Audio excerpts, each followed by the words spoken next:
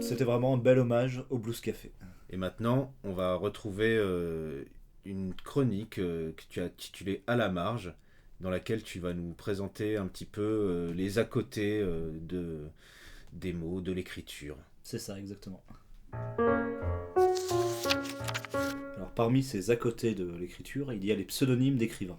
Alors, j'ai choisi ce sujet parce que j'ai l'impression qu'il est finalement assez peu abordé, alors que ça raconte souvent beaucoup des écrivains qui ont choisi quelque part de se réinventer, comme on dit beaucoup aujourd'hui, de se créer un personnage pour avancer masqué.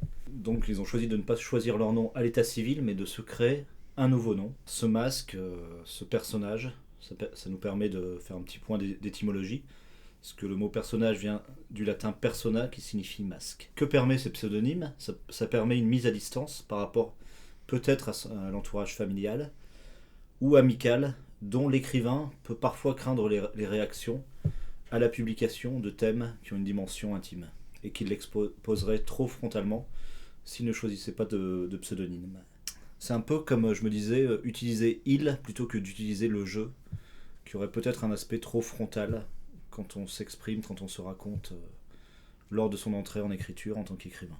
Et je me suis dit aussi pour finir que le choix d'un pseudonyme, avant même le roman, c'est déjà donc une création et entre guillemets une mini œuvre d'art qui précède la création du roman lui-même.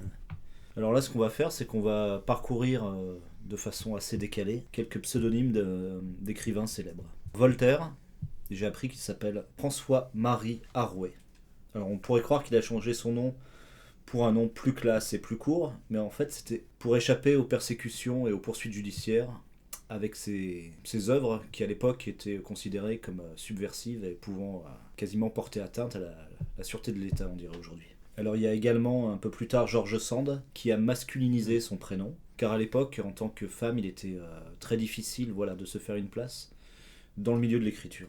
Et elle est allée jusqu'à se créer un personnage dans son quotidien, à porter des vêtements masculins, ce qui était aussi très osé pour l'époque et très courageux. Il y a un auteur qui a fait presque le trajet inverse, si je puis dire. C'est un homme qui a pris un pseudo de femme, Yasmina Kadra. C'est un écrivain contemporain algérien. Et il a pris ce nom en le composant à partir des deux prénoms de son épouse. C'est un écrivain que je vous conseille parce qu'il est un très bon chroniqueur de l'histoire contemporaine de l'Algérie, avec notamment les années sombres du GIA et de la guerre civile algérienne dans les années 90. Toujours chez les auteurs contemporains et en France, il y a Virginie Despentes. Alors elle s'appelle comme ça en clin d'œil au quartier des Pentes de la Croix-Rousse à Lyon, qui est connu, vous le connaissez peut-être pour ses grands escaliers. Et c'est une ville où elle a pris plaisir à vivre. L'un de mes auteurs préférés, peut-être avec Emmanuel Carrère.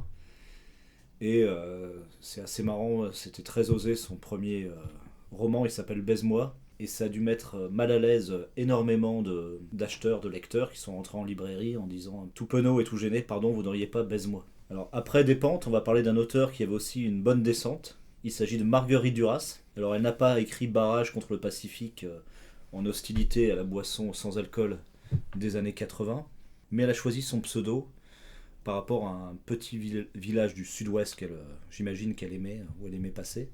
Il s'agit du village de Duras, qui est connu essentiellement pour un vin qui est produit là-bas, le Duras, les côtes de Duras, je crois. Alors dans la galaxie des Pentes, on pourrait aussi citer Boris Vian. Enfin, c'est pas un pseudo, mais elle a choisi le nom de son personnage Vernon Subutex, sa dernière trilogie. C'est en hommage à Vernon Sullivan, qui était l'un des pseudos de Boris Vian. Pourquoi il a choisi ce pseudo ? Parce qu'il vendait assez peu, étonnamment, sous son vrai nom de Boris Vian à l'époque. Donc il s'est dit, je vais avancer masqué, et j'aurai peut-être plus de succès avec ce pseudo-là, et avec un genre littéraire qu'il ne maîtrisait pas à l'époque, mais qui s'est efforcé de maîtriser, pour J'irai cracher sur vos tombes, qui s'est avéré au final être l'un de ses plus gros succès commerciaux, mais on ne saura jamais dans quelle mesure le fait qu'il change son nom a joué. Alors les plus vachards et les plus méchants ont tendance à dire aussi J'irai cracher sur nos tombes, pour ceux qui n'aiment pas beaucoup cet auteur.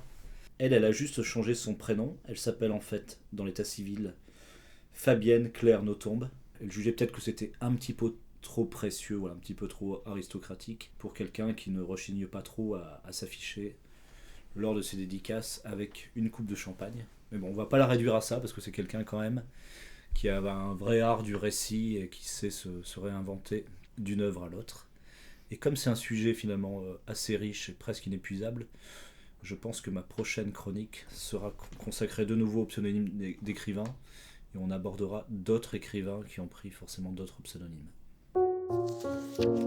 Merci Julien, très intéressant, très instructif. Il nous tarde d'être le mois prochain pour découvrir la suite. Et maintenant, tous ensemble, on va regarder une autre des vidéos que vous nous avez envoyées.